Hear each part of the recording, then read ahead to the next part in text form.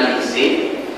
Il y a de l'argent et des budgets pour le développement de la qualité au niveau régional, parce que ça fait partie des compétences et des autonomies du gouvernement régional, et une chose que nous Portugais, qui nous sommes un pays complètement centralisé, parce que nous sommes tous trop petits pour être vraiment décentralisés, mais une chose que j'ai une envie très grande de mes collègues espagnols, c'est que mes collègues espagnols ils réussissent à obtenir de l'argent du gouvernement régional pour le développement de la qualité. En particulier, je sais qu'il existe des fonds pour le développement des projets d'innovation pédagogique au niveau de l'enseignement supérieur. C'est-à-dire qu'on peut aller à la région et demander pas mal d'argent pour faire une expérience d'innovation pédagogique et d'augmentation de la qualité. Et ça je trouve, dans la logique de mon discours précédent, je trouve que c'est très très important d'avoir ces opportunités pour développer des initiatives locales qui peuvent innover et trouver des solutions. Un autre aspect aussi très intéressant à voir avec la définition des compétences relevantes dans une certaine discipline. Alors, nous avons déjà parlé du profil d'une filière, c'est-à-dire le besoin, la nécessité sociale qu'elle doit remplir, mais quand il s'agit de définir qu'est-ce qui doit entrer dedans, qu'est-ce qu'on doit enseigner dans l'histoire, derrière l'expression générale que les gens doivent avoir une connaissance, disons,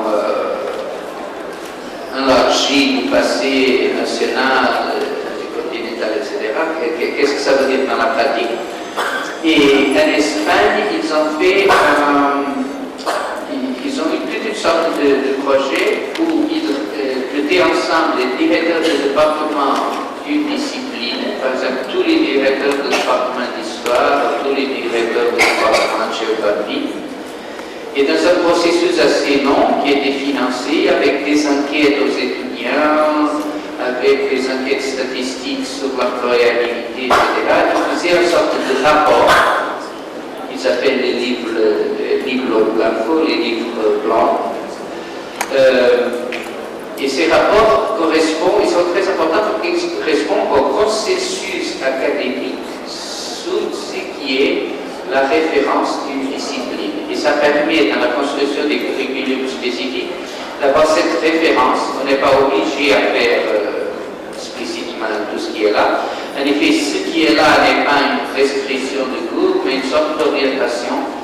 Et c'est très important, je crois, plus que le produit final, c'est très important l'idée d'un processus où, dans tout un pays, les spécialistes, les responsables d'une certaine discipline se mettent d'accord sur ce qui est le contenu. Alors voilà, c'est la décentralisation au niveau national, régional et local. Cette articulation me paraît très importante pour déclencher des processus d'innovation.